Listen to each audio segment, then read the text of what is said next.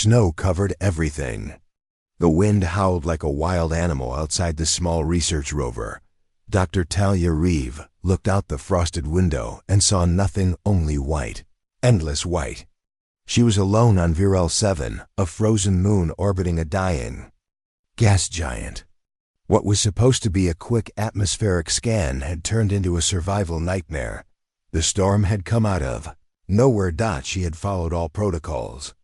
Checked the skies, monitored the weather patterns, and set a return timer. But this blizzard was different. It was too fast, too powerful, almost as if it had been hiding, waiting for her. Now she was stuck miles away from base with no signal, and the temperature dropping every minute. Talia reached for the rover's emergency heater and checked the power levels. 22% left. Not enough to last the night. Great, she muttered to herself, rubbing her hands together. Her gloves were thick, but her fingers still felt numb. The cold here wasn't normal. It was like it tried to reach into your bones, like it wanted to break you from the inside. She had to find shelter, and fast. Outside, the wind whipped her hood as she stepped into the storm. Her boots sank deep into the snow with every step. Visibility was almost zero. The emergency beacon she had fired was likely buried under ice by now. Her only hope was the old outpost map stored on her wrist device. It showed a small, abandoned cabin nearby, left from an earlier mining mission years ago. She followed the blinking marker on her wrist, every step slower than the last. The storm was getting worse. Her breath came in gasps. Every part of her body screamed for warmth, for safety, for silence. Then she saw it, a black shape in the white. A sharp corner, a shadow in the storm. She moved faster, tripping once, then again. She reached out, her glove hitting something solid. A door. The cabin was half buried in snow. Its outer layer was metal, worn and rusted, but it was real. With the last of her strength, she pushed it open and stumbled inside. Warmth hit her face. Not much, but enough. A fire was burning. Talia froze. Someone was already here. A man sat near the small fire, a metal kettle beside him. He looked up slowly.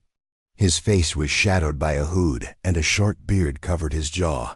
He said nothing for a moment. Just studied her. Then he spoke. "You lost too?" His voice was calm, low, but not unfriendly.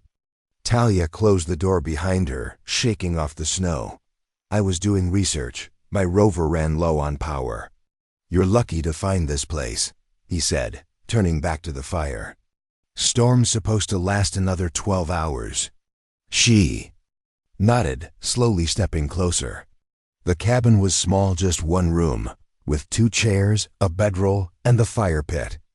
A small food crate stood in the corner. Everything smelled of dry air and old smoke. "Who are you?" she asked.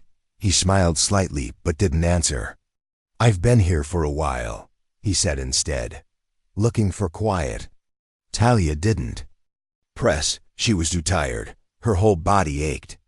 She sat down near the fire and took off her outer gloves. The heat stung her skin, but she welcomed it. The man handed her a cup. Tea, well, almost tea. She took it gratefully. It was warm. That was all she needed right now. "I'm Talia," she offered. "Talia Reeve, biologist." He looked at her again, eyes calm. "Nice to meet you, Talia." Still no name. She didn't argue. Hours passed. The storm raged on outside, but inside, it was quiet. The fire crackled softly.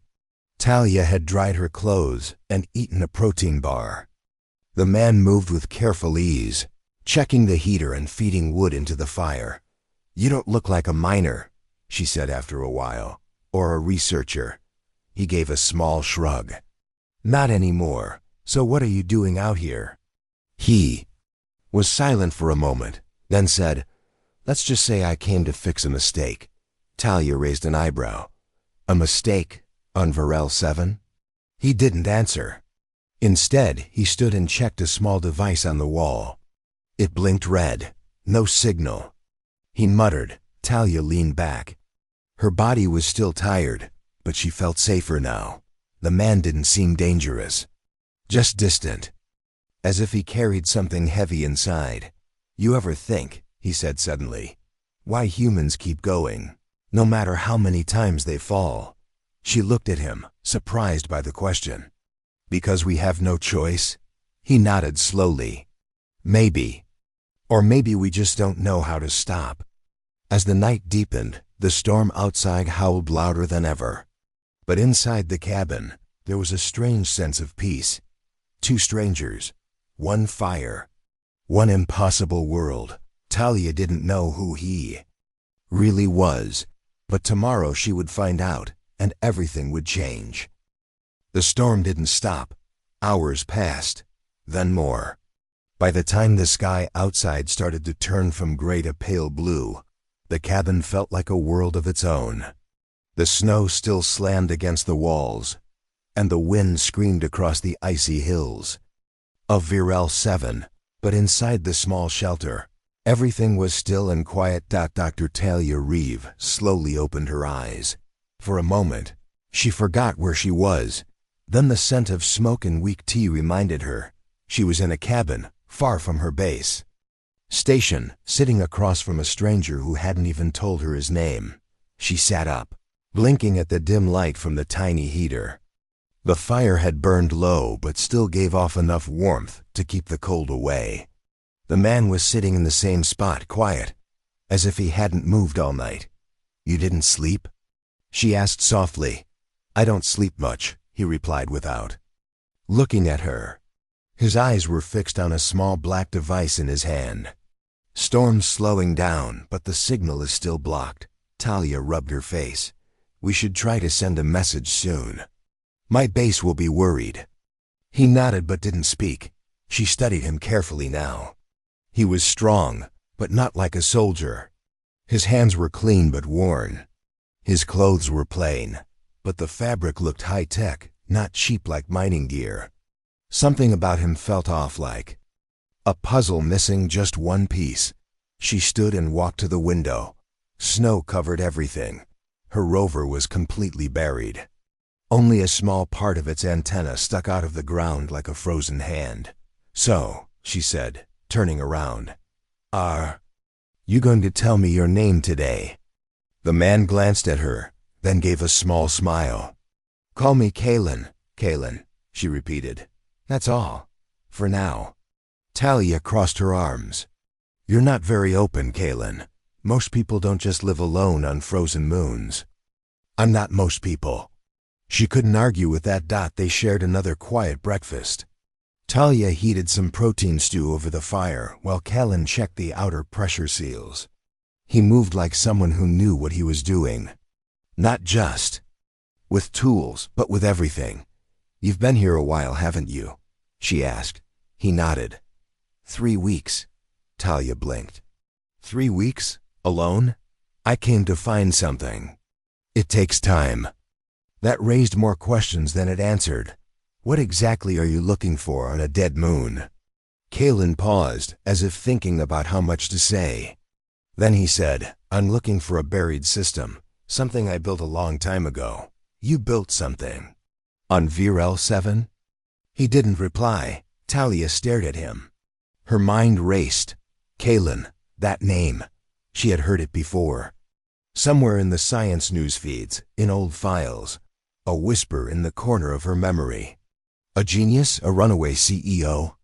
Her eyes widened slightly, but she said nothing, not yet. Instead, she changed the topic. "How do you stay sane out here?" Kaylin chuckled. "Same way you do, I guess. A bit of tea, some silence, and the hope that you don't freeze before you finish your work." As the day passed, the wind softened and the snow began to settle. Talia pulled on her coat again and stepped outside. The air was still freezing, but the visibility had improved. Mountains in the distance poked out of the clouds like jagged teeth. She turned back to the cabin and noticed something strange. There was a small tower behind the cabin, half buried in snow. It looked like an old Novodyne transmitter, a model not used in years. Novodyne had been the biggest space tech company on Earth. until its founder vanished. She walked toward it. The tower hummed faintly. Active but weak. Did you build this? She asked when she came back inside. Kalen was by the fire again. He didn't look up. A long time ago. Talia's heart beat faster. Kalen Voss? She asked carefully. The man finally looked at her. His eyes were calm, but serious. You remember. You're supposed to be dead. I'm not. She sat down across from him, stunned. You disappeared after the Project Elysium failure. Everyone thought you escaped the fallout. Some said you caused it. Others said you were framed. But no one ever found proof. He gave a short nod. That's how they wanted it. Why are you here? He hesitated for a moment, then spoke. Softly. Because the system we tried to build on Earth. It failed, and now Earth is dying faster than they admit.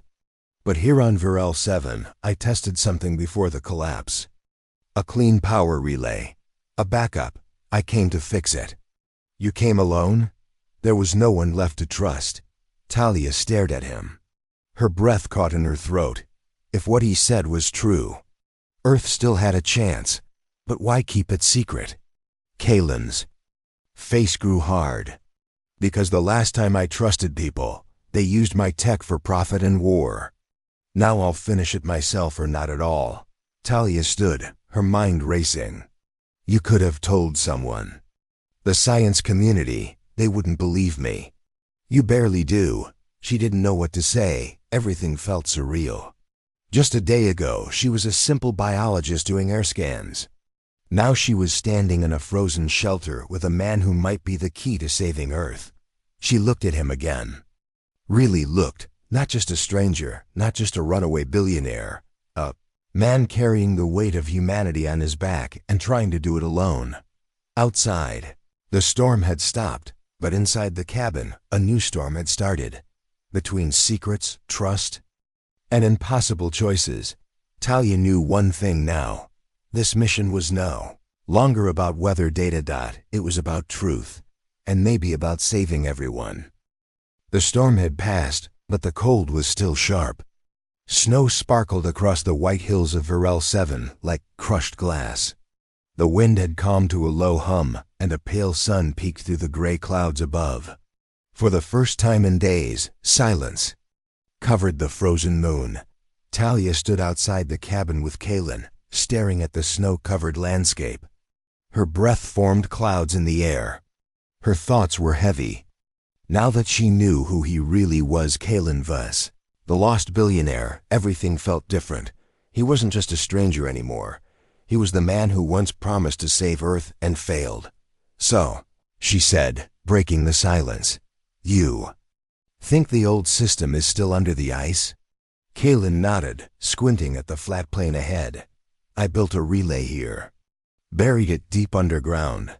It was a test site. Never went public. But if it still works, it could power a new network one. Strong enough to send clean energy back to Earth. Talia raised an eyebrow. That sounds impossible. It was, he said with a small smile, until we made it work. Then someone made it fail. She turned to face him. You still think it was sabotage? I don't think. I know. He walked to the supply box beside the cabin and pulled out a folded scanner map. The entrance hatch should be 2 kilometers east, under the snow. I marked the path before I came. We'll need to dig it out. Talia nodded slowly. Then let's go. The trek was long and cold. The snow reached their knees in some places. Kalen led the way, using a hand scanner to detect old metal parts buried beneath the surface. Talia followed close behind, her mind still trying to process everything. If he was right, if this buried system still worked, it could change everything. But why had no one come looking for it?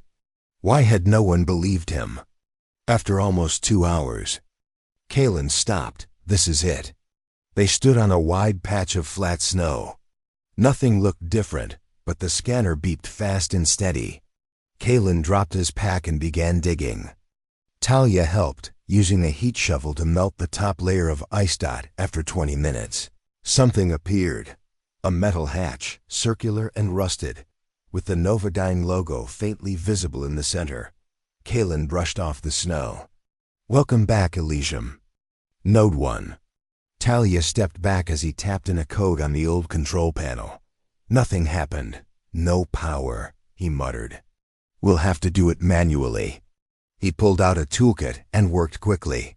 Within minutes, the hatch gave a loud clunk and creaked open. A blast of stale air rushed upward from the darkness below. Talia shivered. "Still want to go first?" Kaylin asked with a grin. "I didn't walk 2 hours through snow to turn back now." They climbed down a narrow ladder into the underground structure. Dim lights flickered along the walls, powered by emergency batteries still holding a week charge after years in the cold. The place felt like a forgotten bunker. The walls were metal, lined with wires and data cables. Dust covered everything. Talia ran her hand across a broken console. "You haven't been down here since it was built?" "No." "One has," Callan replied. "Not since the shutdown." They moved deeper into the chamber. At the center was a large reactor core, surrounded by Black Tower's energy regulators, built to convert ice-based hydrogen into usable power. This was the future once, Kaylin said quietly. Talia studied the machines. "Can you restart it?" He nodded. "If the core isn't damaged, yes. But first, I need to check the logs." He moved to a control panel and inserted a small drive from his belt. Lights flickered. A low hum filled the room. Then a series of logs appeared on the screen: engineering reports, test results, final shutdown orders, and something else. Talia leaned closer. "What's that?" Kaylin clicked on a corrupted file. A warning message flashed. "Unauthorized access detected. System lockdown initiated." His jaw tightened. This was it. The day everything went wrong. Talia frowned. "Someone hacked the system." He nodded. "And triggered an emergency shutdown across the entire Elysium grid." It looked like a tech failure, but it wasn't. "Do you know who did it?" Kaylin shook his head. "Not yet. But I have a theory." He tapped another command. A list of remote access points appeared. One of them came from off-world coordinates. Not Earth, not Varel 7. Talia stared. "That's not human." Kaylin looked at her. "I was afraid of that." She stepped back. "Are you saying something not from Earth Sabotage Project Elysium?" Kaylin nodded slowly. "It's possible. We always believed we were alone. But once Earth started building systems that could carry power across stars, something out there noticed." The thought made the cold feel even sharper. They spent the next few hours inspecting the core. Thankfully, it was stable. Some parts needed replacing, but nothing critical was broken. Kaylin seemed hopeful, almost energized. His hands moved fast. His voice calm. "This can still work," he said. "If I restart the primary converter, we can activate the first relay. It'll boost a signal strong enough to reach Earth. The rest will follow." Talia watched him work, amazed. For all the secrets, for all the mystery, he wasn't a madman. He was brilliant, determined, human. But she had one question left. "Why didn't you try to prove your innocence before?" He paused. "I did," he said. "But they shut me out, said I caused the collapse. Said my dream was too big, too dangerous. And now?" He looked at her with quiet fire in his eyes. "Now I'm going to finish what I started." As they left the chamber and climbed back up to the surface, Talia felt something change inside her. She had come here to study clouds and ice, but now she was part of something far bigger. Something that could save a world, or uncover a threat no one had imagined. Back at the cabin, the fire was burning again. The heat from it felt more welcoming than ever. Talia sat near the flames, holding a cup of warm liquid that Kaylin had prepared. Her boots were wet, and her shoulders ached from the long trek and time underground. Kaylin, on the other hand, didn't look tired. He sat across from her, typing on a small device connected to the old Novodyne transmitter. His eyes were focused, his fingers fast. He was trying to restart the signal that could contact Earth. Talia watched him in silence for a while. Then she spoke. "Why did you come back here alone?" Kalen paused. He looked up at her, then back at his screen. "I didn't want anyone else to get hurt," he said finally. Talia waited. He sighed and leaned back in the chair. "Years ago, when Project Elysium failed, I lost more than just my company. I lost people, engineers, scientists, workers. Some were friends. We trusted the system we built, but someone broke it. They caused the collapse, then blamed me. You were the face of the project," Talia said softly. "I was the one who believed in it the most," he replied. "I wanted to give Earth a second chance. I wanted to use the energy from planets like Virel 7 to power clean cities. No war, no pollution, a peaceful transfer of power. But not everyone wanted peace." Talia looked into the fire. "You think it was aliens?" Kalen didn't answer right away. "I think someone out there didn't want humans to grow too fast. We were on the edge of something powerful. Space-based energy could have changed the future. Maybe they thought we weren't ready. Or maybe they were scared," Talia whispered. He nodded slowly. "That's why I came back here," Kalen continued. "This moon is far from Earth. No one watches it. If I could restart the relay here, quietly, I could prove it works before anyone stops me again." "But you didn't expect company," she said with a smile. He gave a small laugh. "No, I didn't." There was a long pause between them. The fire crackled. The cabin walls creaked from the cold. Outside, the wind had calmed completely. The storm was gone, but something bigger was coming. Talia leaned forward. "What happens if we get the signal out?" Kalen looked at her seriously. "Earth might listen. If the right people see the data, they'll know it's real. And maybe, just maybe, they'll support restarting Elysium. And if the wrong people hear it, then they'll come to shut it down again." Talia sat back, her thoughts spinning. That night she couldn't sleep. She lay in the cabin bedroll, staring at the wooden ceiling. Her mind replayed Kalen's words over and over. Could one man really restart a dream the whole world had forgotten? She turned toward the window. The sky was clear now. Stars twinkled above the snowy hills. But one star was moving slowly, quietly. Her eyes narrowed. It wasn't a star. She stood up and stepped outside. The cold bit at her skin, but she ignored it. She followed the movement in the sky, watching it come closer. It moved in a pattern, not like a natural object. She ran back inside. "Kalen," she whispered urgently, shaking his shoulder. He woke instantly. "What is it?" "Something's coming, in the sky. A ship, maybe." He jumped up and grabbed his scanner. Within seconds, he was outside, scanning the air. The device beeped loudly. "Not one ship," he said. 3, small, fast. No known signature. Talia's heart sank. "Do you think they're here for us?" Kalen didn't answer. He looked at the scanner again. "They're circling," he said. "No weapons fired, not yet." They stood in silence, staring at the dark sky dot. Then the beeping stopped. The ships were gone. "No signal," Kalen said. "It's like they disappeared." Talia looked at him. "Now do you believe they're watching?" "I believed it before," he said quietly. "Now I know." The next morning, they returned to the underground relay. Kalen worked quickly, checking systems, running tests. The reactor core was stable. The signal amplifier was ready, he handed Talia a data drive. "What's this?" she asked. "Everything. The plans for Elysium, proof of the sabotage, the off-world signal data. If something happens to me, you get this to Earth." She looked at him. "Why me?" "Because you still believe people can change. You're not part of the old system. You're not scared." Talia hesitated. then took the drive and placed it in her inner jacket pocket. Let's hope it doesn't come to that. Kaylin began the startup sequence. Machines hummed. Lights flickered.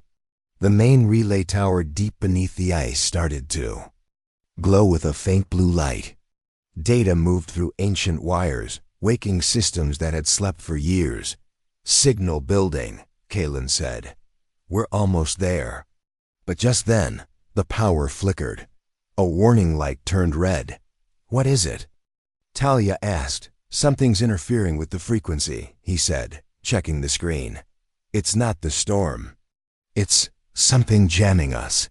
From the corner of the chamber, a strange clicking noise echoed through the hall. They both froze. What was that? Talia whispered. A low mechanical sound grew louder. Then from the shadows stepped a small sentinel unit, a spider-like robot, old but still deadly, with glowing red eyes. Defense bot, Kaylin said, stepping in front of her. But this one isn't mine. The sentinel moved fast, scanning them with a red beam. Unauthorized access detected, it said in a cold robotic voice. Terminate. It lunged. Kaylin grabbed the tool from his belt and blocked its first strike. Talia ran to the console, trying to keep the signal alive. Sparks flew as Kaylin fought the robot, dodging its sharp legs and trying to disable it. Talia, he shouted. If it cuts the core, the whole place could go down. She looked back. The robot was closing in. With no time to think, she picked up a loose pipe and slammed it into the bot's leg. It turned toward her. Kaylin used the moment to strike a power cell on its back. The bot jerked, sparked, and collapsed. Smoke filled the chamber. They coughed, then looked at each other. You okay? He asked. I think so, she said, breathing hard. But the signal was gone. Transmission failed, Kaylin said. The bot scrambled the core. Talia stepped forward. Can we fix it? Yes, he said. But we'll have to go deeper. Smoke still floated in the air as the broken robot lay silent on the cold metal floor. Talia stepped over its crushed frame carefully, her boots echoing in the quiet chamber. Kaylin stood near the central control panel, wiping blood from a small cut on his forehead. I didn't build that bot, he said in a low voice. Someone planted it here. Talia nodded. It wasn't just here to guard the relay. It was programmed to destroy it.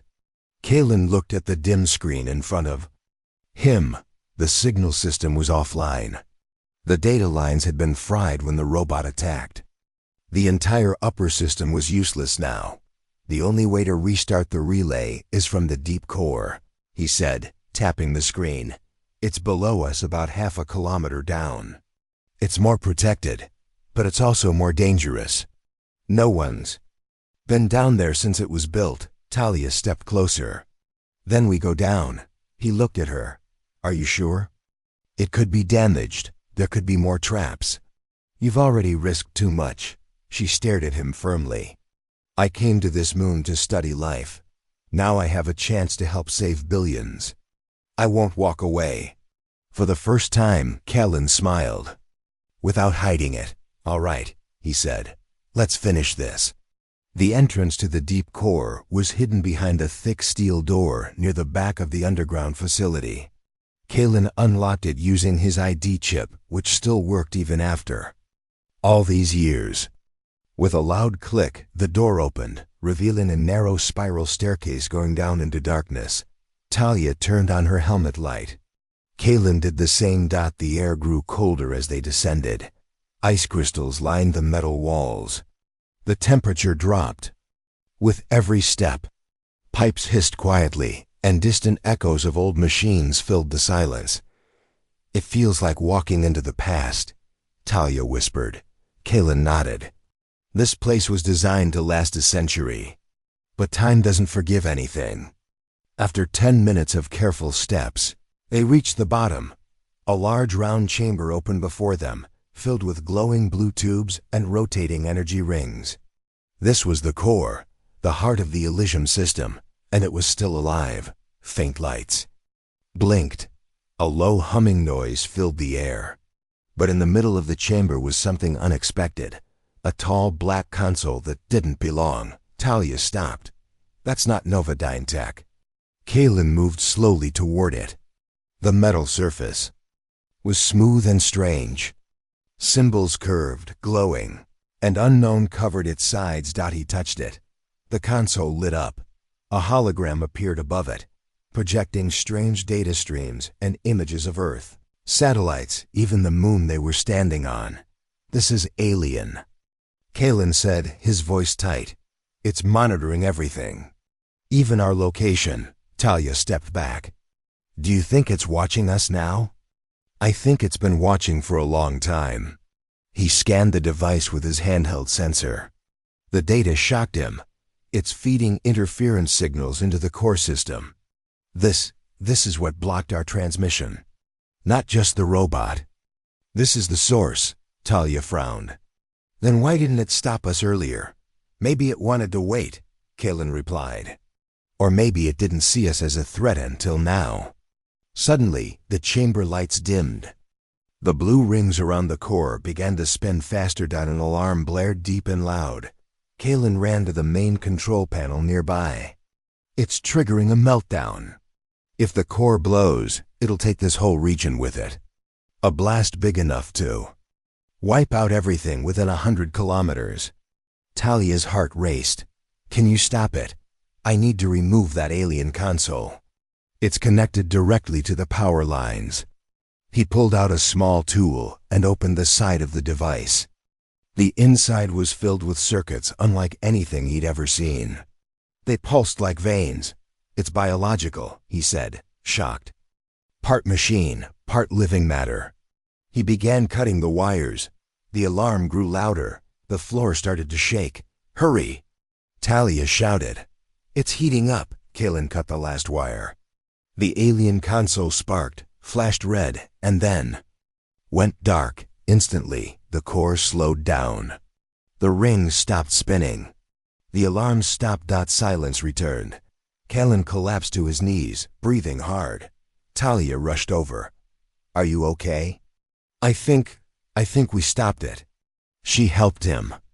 Stand. That console, who do you think made it? He looked at her, serious and calm. Whoever they are, they knew how to find us. They knew how to break our systems without showing their face. That kind of power, it's not from Earth. They stared at the now dead device. Talia whispered. Then this isn't just about energy anymore. This is a war. And we didn't even know it had started. Back at the upper level, Kaylin restarted the main control panel. With the alien interference removed, the signal was finally clear. He inserted the drive again. Signal locked, he said. Transmitting full data to Earth. No jamming, no block. Talia looked at the screen. Her heart pounded. On the monitor, a green line moved across the display. Message sent. A few seconds later, an acknowledgement ping returned. Signal received. Earth Station main net relay. She smiled. They got it. Kaylin leaned back. Now we wait. That night, they sat near the fire again. It was warmer now, less because of the flames and more because of the hope they both felt. Talia looked at Kaylin. So what happens now? He stared into the fire. Now they know the truth. Someone out there sabotaged Elysium. Earth has proof. Maybe they'll take it seriously. Maybe they'll prepare. And us? He looked at her. We stay ready. If they come again, we can't be silent. We have to protect what's left.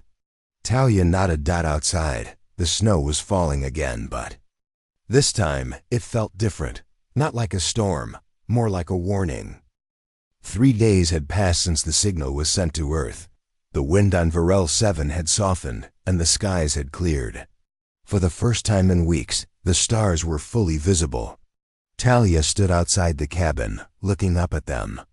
They blinked. Like quiet eyes watching from far above, she held a thermal mug in her hands. The warmth helped, but the cold never truly went away. It wasn't just the weather anymore, it was the feeling deep inside her. The feeling that something larger had been awakened. Inside the cabin, Kaylin sat at the transmitter, watching the feed. He hadn't slept much. He barely spoke unless it was about the data. Talia could tell something was on his mind. "You've been quiet," she said, stepping in. "I'm waiting," Kalen replied, not looking away from the screen. If Earth received the full message, they should respond soon. What if they don't? Kalen finally turned toward her. "Then we're on our own." An hour later, the screen beeped. "Incoming signal Earth command uplink." Kalen stood quickly and activated the receiver. A voice came through, crackled and faint, but real. "This is Command Station 1, Earth orbit. Novodyne relay detected. We received your signal. Please identify." Kalen stepped closer. "This is Kalen Voss. Authorization code Omega 712. Confirm identity and security channel." There was a pause, then the voice returned, firmer this time. "Kalen Voss, confirmed. Voice match 98%. Location verified. You're supposed to be dead." Kalen gave a small smile. "I'm not." Another pause. "This channel is secure. We've reviewed your data. Your message has shaken the High Council. There's a lot to talk about." Talia leaned in. "Ask them if they believe us." Kalen nodded. "You've seen the alien tech? The sabotage logs?" "Confirmed," the voice replied. "This changes everything. If there's a hostile force watching us, we need to act fast. We're calling a global summit. A response plan is in development." Talia felt a spark of hope. Earth was listening. Over the next few hours, Kalen and Talia stayed in communication with Earth Command. Experts reviewed the relay data, the alien interference, and the Sentinel attack logs. They were shocked by the detail and accuracy. No one could deny the truth now. "We never believed the Elysium failure was just an accident," one of the Earth techs said. "But we didn't expect it to be, from outside our system." Kalen asked the hard question, "What's Earth going to do?" "Restart Project Elysium," came the answer. "But this time with full protection, and we want you to lead it." Kalen looked stunned. "After everything? You're the only one who can." Later that night, Talia and Kalen sat together in the quiet cabin. The fire glowed softly. Outside, the snow had stopped falling completely. "You're going back," Talia said. He nodded. "Earth needs help. And they've finally stopped running from the truth. You'll leave soon." He looked at her. "Not without you." She was silent for a moment. "I'm not a leader. I'm just a biologist," Kalen smiled. "You stood by me when no one else would. You fought a sentinel with a pipe, helped fix a frozen reactor, and faced alien tech without fear. You're more than a biologist, Talia. You're proof that humanity still has courage." She looked at him, unsure what to say. But deep inside, she felt something warm rise in her chest, something like pride. "I'll come," she said. "But only if you promise we'll finish what we started." Kalen nodded. Together. The next morning, an automated dropship arrived. It came silently through the sky, its sleek body glowing under the rising sun. It was small but fast. Sent by Novodyne's secret orbital station, now under Earth's new command, Talia and Kalen packed what little they had: data drives, research tools, and emergency supplies. Before leaving, Talia took one last look at the cabin. "It wasn't much," she said, "but it kept us alive." Kalen touched the doorway gently. "And it reminded me why I fight for places like this. Quiet, honest, real." They boarded the ship, the doors sealed. The engines hummed, and then they lifted off, leaving the icy moon behind. As they soared into orbit, Talia looked down at Viral 7. From above, it looked peaceful, just a frozen sphere spinning slowly in the void. But she knew what was hidden beneath its surface. Secrets, signals, warnings, and now, a second chance. Their journey back to Earth took only a few days through the fast jump corridor Novodyne had secretly maintained. When they arrived, the planet looked different: cleaner skies, larger oceans, but also signs of trouble. Cities glowed with artificial light, but fear and pressure filled the air. People knew change was coming. Kalen was met with silence at first, then applause, then questions. Hundreds of leaders, scientists, and thinkers wanted to hear his voice. Talia stood beside him at every speech. She watched the world begin to listen, not just with ears, but with open minds. "We face more than a climate crisis," Kalen said to the Earth Summit. "We face a challenge to our very place in the galaxy. But we're not helpless, we're human. And that means we don't give up." Talia stepped forward after him, holding the recovered alien device. This was found deep below Varel 7. It was hidden, silent, and almost destroyed us. We must ask ourselves, if we are being watched, will we stand divided or united? The hall was silent. Then a wave of agreement filled the room. Earth would stand. Back at Novodyne headquarters, Kalen worked around the clock to rebuild the Elysium system. With new funding and protection, he began setting up clean energy relays across Earth's moon, Mars, and several outposts.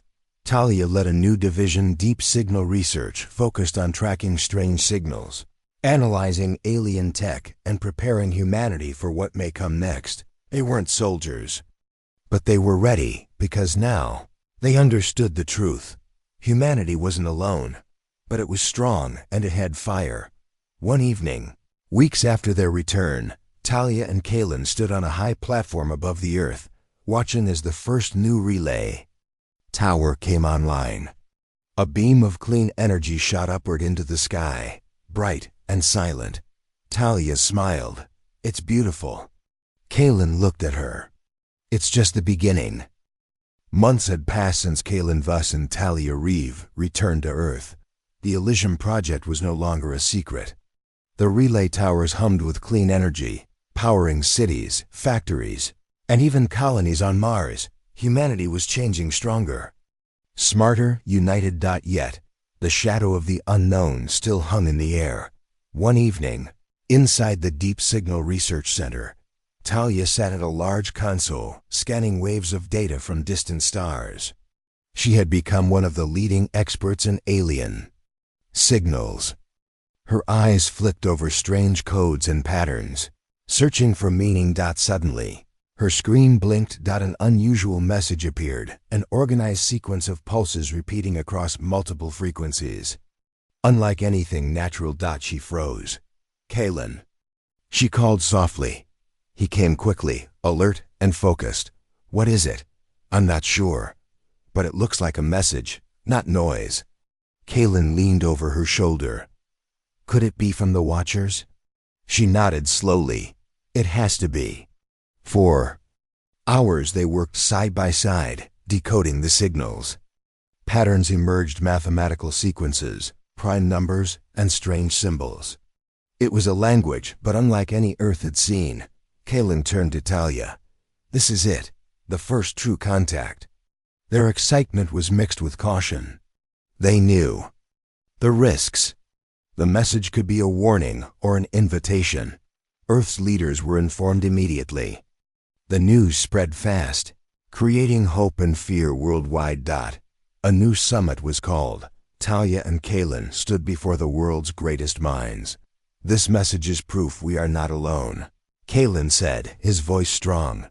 "But it is also a test. How we respond could decide the future of humanity." Talia added, "We have the choice to show strength, curiosity, and peace, or fear and division." The world listened. Scientists and diplomats debated the meaning of the message. Some urged caution. Others called for immediate reply. Kalen and Talia were chosen to lead the First Contact Initiative, a group tasked with preparing a response. Days turned into weeks as they crafted a message. They included greetings, mathematical codes, images of Earth, and signals of peace. Finally, the message was sent back into the depths of space, carried by the new Elysium relay, reaching far beyond the stars. As they waited for an answer, life on Earth changed. People looked up at the night sky with new eyes. The fear of the unknown was slowly replaced with hope. Talia often stood on a balcony, watching the stars. One night, Kaylin joined her. "Do you think they're watching now?" she asked. He smiled softly. "I think they've been watching. But now they know we're ready." She leaned on his shoulder. Ready for what? He looked up at the stars, calm and sure, for the next step. Months later, a response came. It was short but clear. A greeting. A sign that humanity's message was understood. Earth erupted in celebration. The First Contact Initiative became a symbol of hope and unity. Talia and Kaylin stood before the world, proud but humble. "This is just the beginning," Kaylin said. Talia smiled. "Yes, the beginning of a new chapter for all of us. Together." They watched as humanity reached toward the stars, not with fear, but with courage. They had survived storms, enemies, and doubt. They had found strength in each other, because humanity was not alone, and that was the greatest discovery of all.